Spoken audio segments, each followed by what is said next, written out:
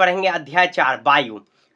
देखिए हम लोग पढ़ते हैं यहाँ पर वायु के बारे में। कह रहा है हमारी पृथ्वी चारों ओर से वायु की घनी चादर से घिरी हुई है जिसे वायुमंडल कहते हैं। अब देखिए वायुमंडल में कौन कौन सी गैस होती है इसके बारे में हम लोग यहाँ पर पढ़ेंगे।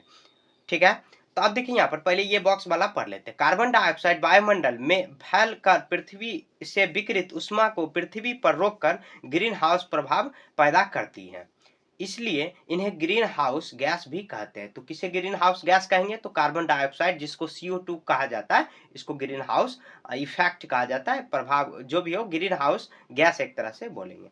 ठीक है, और इसके अभाव में धरती इतनी ठंडी हो जाती कि इस पर रहना असंभव था, किंतु जब कारखानों एवं कारों के धुएं से वायुमंडल में इसका स्तर बढ़ता है तब इस ऊष्मा के द्वारा पृथ्वी का तापमान बढ़ता है। इसे भूमंडलीय तापन कहते हैं, ग्लोबल वार्मिंग इसी को कहते हैं। ठीक है, तो तापन में इस वृद्धि के कारण पृथ्वी के ठंडे प्रदेश में जमी हुई बर्फ पिघलती है, जिसके परिणाम स्वरूप समुद्र के जल स्तर में वृद्धि होती है, जिसके तटीय क्षेत्रों में बाढ़ आ जाती है। दीर्घ अवधि में इसके कारण जलवायु में अत्यधिक परिवर्तन हो सकता है, जिसके फलस्वरूप कुछ पौधे एवं पशु विलुप्त हो सकते हैं। जैसे देखिए अभी आपके इधर नहीं, सभी के इधर बहुत ज्यादा गर्मी होगा। गांव में भी, शहर में तो रहना भी मुश्किल हो जाता है, लेकिन गांव में थोड़ा देखिएगा क्योंकि पेड़ पौधा है उसमें कम होता है, तो कम गर्मी होता है गांव में, ऐसे होता वहां पर भी है।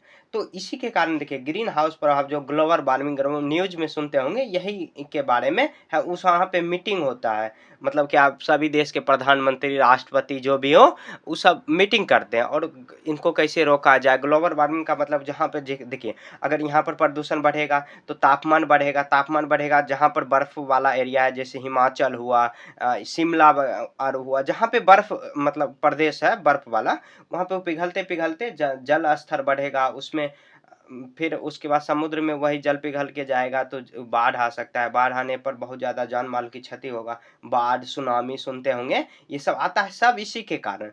तो हम लोग को सभी चीज को समन्वय बना के रखना चाहिए। ये बुक पढ़ने का यही मतलब है कि हम लोग कैसे इसको कम से कम कर सकते हैं। देखिए वायु का संगठन कर रहा है, जिस वायु का उपयोग हम सांस लेने के लिए करते हैं वास्तव में वह अनेक गैसों का मिश्रण होती है। नाइट्रोजन तथा ऑक्सीजन ऐसी दो गैस हैं जिनसे वायुमंडल का बड़ा भाग, मतलब क्या, जिनसे वायुमंडल का बड़ा भाग बना है। Carbon dioxide, helium, ozone, argon एवं हाइड्रोजन कम मात्रा में पाई जाती है। इन गैसों के अलावा धूल के छोटे छोटे कण भी हवा में मौजूद होते हैं। जैसे यहाँ पर देखिए एक चार्ट दिया हुआ है, जैसे देखिए हम लोग जो यहाँ पर ले रहे हैं साथ ऑक्सीजन, देखिए इतना प्रतिशत है हमारे वायुमंडल में, ये सब है ऑक्सीजन इतना, कार्बन डाइऑक्साइड इतना, आर्गन इतना है, अन्य सभी इतना है, नाइट्रोजन इतना, सबसे ज्यादा मौजूद नाइट्रोजन है हमारे वायुमंडल में। ठीक है, वायुमंडल के संगठन इसे। अब देखिए नाइट्रोजन वायु में सर्वाधिक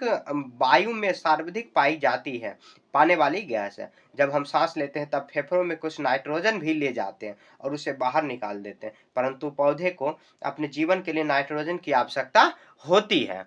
उसके बाद वे सदैव वायु से नाइट्रोजन नहीं ले जा पाते।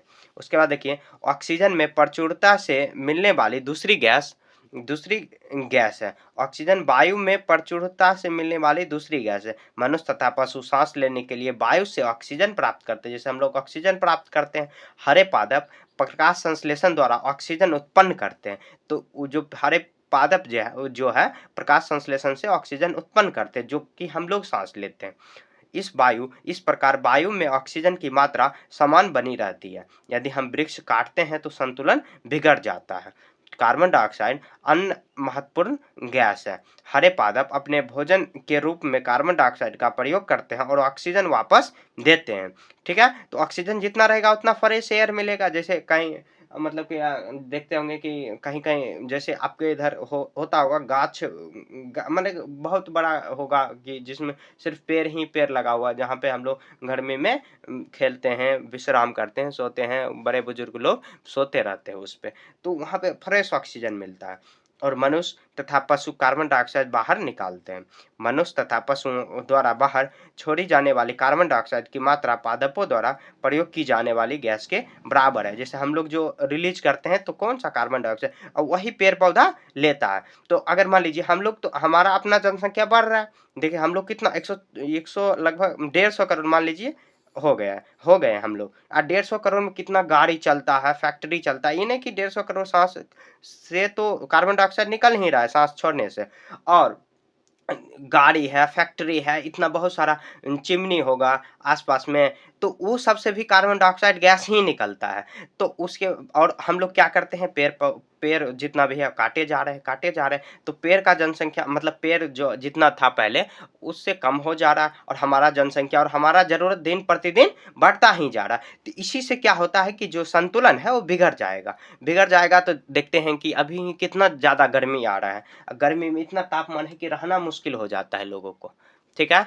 तो ये भी एक कारण हो सकता है। उसके बाद देखिए यहाँ पर कह रहा है कि गड़बड़ मतलब क्या, ईंधनों को जलाने से गड़बड़ा जाता है, परंतु यह संतुलन कोयला एवं खनिज तेलों आदि ईंधनों को जलाने से गड़बड़ा जाता है। वे वायुमंडल में प्रति वर्ष करोड़ों टन कार्बन डाइऑक्साइड की बढ़ोतरी करते हैं। जो वायुमंडल में कार्बन डाइऑक्साइड का बढ़ोतरी करते हैं, परिणाम स्वरूप कार्बन डाइऑक्साइड का बढ़ा हुआ आयतन पृथ्वी के मौसम एवं जलवायु को प्रभावित करता है, बहुत ढंग से प्रभावित होगा। कभी वर्षा ही नहीं होगा, तो कभी क्या हो, कभी सूखा पड़ जाएगा, कभी खूब ज्यादा धूप पड़ेगा जिसमें सूखा पड़ जाएगा, तो कृषि का उत्पादन अच्छा नहीं होगा, कृषि का उत्पादन नहीं होगा तो उपजाऊ नहीं अच्छा होगा, जिसमें अनाज बहुत महंगा हो जाएगा। मतलब क्या, बहुत सारा साधन, मतलब एक सिर्फ पेड़ पौधे को काटने से ही मतलब बहुत सारा हम लोग समस्या अपने आप को पैदा कर देते हैं, ठीक है। तो उसको कम से कम काटना है, काटना नहीं, ऐसा नहीं कि नहीं काटना, जो सूख जाए, अब वो वृक्ष बहुत दिनों का हो जाए तब ये, जैसे बरगद हुआ, पेड़ हुआ, ये सब भी बहुत ज्यादा ऑक्सीजन रिलीज करते हैं। तो ये होना चाहिए, हम लोग को करना चाहिए, कम से कम साल में एक पेड़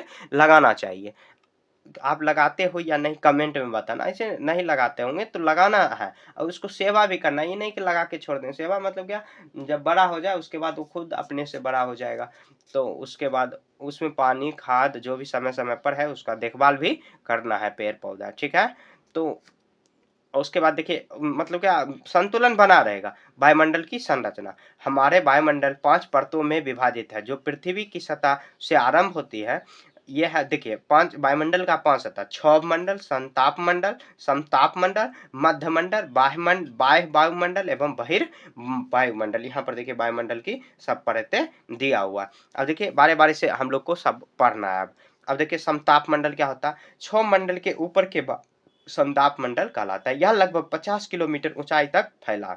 यह परत बादलों एवं मौसमी संबंधी घटनाओं से लगभग मुक्त होती है। इसके फलस्वरूप यहाँ की परिस्थितियां हवाई जहाज उड़ाने के लिए आदर्श होती है। जैसे हवाई जहाज कहाँ होता है, तो समताप मंडल में। समताप मंडल की एक महत्वपूर्ण विशेषता यह है कि ये ओजोन गैस की परत होती है।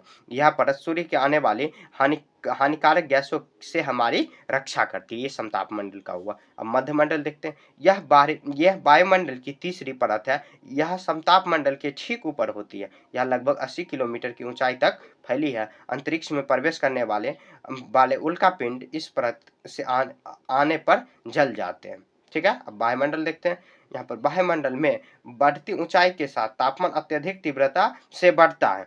आयन मंडल इस परत का एक भाग है। यह 80 से 400 किलोमीटर तक फैला है, ठीक है, फैला। उसके बाद देखिए बहिर्मंडल, बहिर्मंडल में यहाँ पर वायुमंडल की सबसे ऊपरी परत बहिर्मंडल के नाम से जाना जाता है। यहाँ वायुमंडल के पतरी परत होती है। हल्की गैस हीलियम एवं हाइड्रोजन यहीं से अंतरिक्ष में तैरती रहती है बहिर्मंडल में। अब देखिए मौसम और जलवायु के बारे में अब पढ़ लेते हैं। मौसम और जलवायु का मतलब क्या है, जैसे मौसम आज गर्मी है, ठंडा, बरसात आएगी, और वो जलवायु डिपेंड करता है कि अभी जैसे यहाँ पर पढ़ेंगे, जलवायु बताता है कि उस औसतन मौसम कैसा है, दीर्घकाल में क्या हुआ नहीं हुआ, दैनिक का पूर्वानुमान जैसे लगाया जाता है, वो जलवायु पर डिपेंड करता है। अब देखिए तापमान, यहाँ पर तापमान, जैसे तापमान की देखते होंगे कि हम लोग गूगल में सर्च करते हैं, वेदर सर्च करके चेक करते हैं कि आज का तापमान कितना है, ये भी चेक करेंगे तो वही तापमान से पता चल जाएगा, ठीक है। अब उसके बाद देखिए आयतन, यहाँ पर सॉरी आपतन, आतपन है, यह महत्वपूर्ण कारक है जो तापमान के वितरण को प्रभावित करता है। सूर्य से आने वाली वह ऊर्जा जो पृथ्वी तक पृथ्वी रोक लेती है, आप आतपन कहलाता है। ये ध्यान रखना, आतपन ज्यादा इंपॉर्टेंट। अब देखिए यहाँ पर एक मेन पॉइंट दिया हुआ, करा यह जानकर आपको आश्चर्य होगा कि पृथ्वी सूर्य की ऊर्जा से कितना इकाई दहाई सैकड़ा हजार 10,000 लाख 10 लाख करोड़ 10 करोड़, तो मतलब क्या इकाई दहाई सैकड़ा हजार 10,000 लाख 10 लाख करोड़ 10 करोड़, यहाँ पर कितना आ जाएगा, मतलब 20 लाख करोड़ भाग का केवल एक भाग, मतलब 2 अरबा भाग, 2 अरब मतलब अरब खरब जो होता है उसका भाग ही प्राप्त करते हैं हम लोग सिर्फ। ठीक है, उसके बाद देखिए यहाँ पर एक यहाँ पे आर्द्रता दिया हुआ है। उसके बाद क्या है, वायु के किसी भी समय जलवाष्प की मात्रा को आर्द्रता कहते हैं। अब ज्यादा इंपॉर्टेंट नहीं है, मतलब आर्द्रता मतलब क्या हुआ, जैसे कभी गर्मी गर्मी ज्यादा रहता है, मतलब धूप तो उगा रहता है लेकिन हम लोग को ज्यादा गर्मी नहीं लगती। कभी कभी ऐसा होता है कि धूप अगर नहीं भी उगा हुआ है फिर भी बहुत ज्यादा गर्मी लगता है, तो वही आर्द्रता पर डिपेंड करता है। यहाँ पे देखिए वायु ठंडी हुआ, गर्म वायु हुआ, चक्रवाती वायु, पर्वतीय वायु, और उसके बाद ये संवहनी वायु, ये सब वायु का प्राप्त मतलब क्या ये प्रकार हुआ। ठीक है, अब देखिए यहाँ पर हम लोग क्वेश्चन आंसर सॉल्व करते हैं। ठीक है, अब देखिए यहाँ पर अभ्यास में क्या दिया हुआ, वायुमंडल क्या है, वायुमंडल क्या है, देखिए खुद से बनाने के पहले प्रयास कीजिए, नहीं बने तब आप वीडियो का सहारा लीजिए। ठीक है, अब देखिए यहाँ पर कह रहा है कि हमारी पृथ्वी चारों ओर से वायु की घनी चादर से घिरी हुई है जिसे वायुमंडल कहते हैं। तो हमारे चारों ओर, पृथ्वी के चारों ओर वायु के घनी से यहाँ पर घिरी हुई है जिसे क्या कहते हैं, तो वायुमंडल कहते हैं। उसके बाद देखिए वायुमंडल में अधिकतर भाग किन गैसों से बना है, तो वायुमंडल में नाइट्रोजन और ऑक्सीजन की गैस से अधिकतर भाग है, तो सबसे ज्यादा नाइट्रोजन और ऑक्सीजन बाद में है। ठीक है, दूसरी सबसे ज्यादा गैस है। उसके बाद देखिए यहाँ पर कह वायुमंडल में कौन सी गैस हरित गृह प्रभाव को यहाँ पैदा करती है। वहां पे हम लोग जो बॉक्स में पढ़े थे सबसे पहले पेज में, वही कार्बन डाइऑक्साइड CO2 गैस हरित गृह प्रभाव पैदा को यहाँ पर करती है। उसके बाद देखिए मौसम किसे कहते हैं, कह किसी स्थान विशेष पर अल्प अवधि के लिए वायुमंडलीय दशाओं की स्थिति को मौसम कहते हैं। उसके बाद देखिए यहाँ पर वर्षा के 3 प्रकार लिखे, तो वर्षा के 3 प्रकार हुआ, चक्रवाती वर्षा, पर्वतीय वर्षा, संवहनी वर्षा। ठीक है, यहाँ पर देखिए लिखा हुआ चक्रवाती पर, यहाँ पर पर्वतीय और संवहनी वर्षा। ठीक है, ऐसे डिटेल में नहीं दिया हुआ लेकिन यहाँ पर दिया हुआ 3 प्रकार का। उसके बाद देखिए यहाँ पे वायु दाब क्या है, तो वायु दाब लिख के डैश दे देंगे। अब लिखेंगे पृथ्वी की सतह पर वायु के भार द्वारा लगाया गया दाब वायु दाब कहलाता है। ठीक है, ये हो गया। अब देखिए MCQ हम लोग देखते हैं। अब देखिए यहाँ पर MCQ निम्नलिखित में से कौन सी गैस हमें सूर्य के हानिकारक किरणों से बचाती है, तो ओजोन गैस हम लोग को हानिकारक, यहाँ पर इसी में देखिए छेद हो रहा है, सुनते होंगे न्यूज में कि इसी में छेद हो रहा है ओजोन की परत में, जिससे हम लोग को हानिकारक जो सूर्य से जो मतलब कि किरणें आएगी वो नहीं बचा पाएंगे, इसी में छेद हो रहा है तो कैसे बच पाएगा। तो उसके बाद देखिए यहाँ पर वायुमंडल के सबसे महत्वपूर्ण परत क्या है, तो क्षोभ मंडल सबसे महत्वपूर्ण परत है। वायुमंडल के निम्न परतों में से कौन सी बादल विहीन है, तो समताप मंडल विहीन है। उसके बाद देखिए वायुमंडल में परतों में जब ऊपर जाते हैं तो वायु दाब क्या होता है, घटता है। इस सब बुक में मिल जाएगा, आप पढ़ोगे मतलब क्या एक एक पॉइंट को ध्यान से पढ़ोगे टोटल मिल जाएगा। उसके बाद देखिए जब वृष्टि तरल रूप में पृथ्वी पर आती है तो उसे हम क्या कहते हैं, तो वर्षा कहते हैं। अब देखिए मिलन कराने वाला है। अब यहाँ पर देखिए करा व्यापारिक पवने, तो व्यापारिक पवने क्या है, अस्थाई पवने है। लू क्या है, अस्थाई पवने है, स्थानीय है, सॉरी ये स्थायी पवन है, ये स्थानीय पवन है। मानसून क्या है, तो मौसमी पवन। उसके बाद पवन क्या है, तो पवन है पवन की क्षैतिज गति है। ठीक है, अब देखिए यहाँ पर कारण बताइए वाला हम लोग बनाते हैं। देखिए 4 नंबर यहाँ पे दिया हुआ, आर्द्र दिन में गीले कपड़े सूखने में अधिक समय क्यों लेते हैं। आर्द्र दिन में गीले कपड़े सूखने में अधिक समय लगता है क्योंकि वायु में जलवाष्प की मात्रा अत्यधिक होती है, इसीलिए ज्यादा समय लगता है। भूमध्य रेखा पर ध्रुवों की ओर जाने पर आयतन की मात्रा घटती है। क्या देखिए भूमध्य रेखा पर ध्रुवों की ओर जाने पर आयतन की मात्रा घटती है, सॉरी आयतन नहीं आपतन की मात्रा घटती है क्योंकि ध्रुवों पर सूर्य की किरणें तिरछी पड़ती है, तिरछी होगा यहाँ पर, ये तिरछी पड़ती है, इसलिए आपतन की मात्रा घटती है। ठीक है, तो इस तरह यह चैप्टर खत्म हो चुका है। कहीं भी आपको समझने में दिक्कत है तो कमेंट पूछिए, मिलेंगे नेक्स्ट चैप्टर में, तब तक के लिए जय हिंद जय भारत।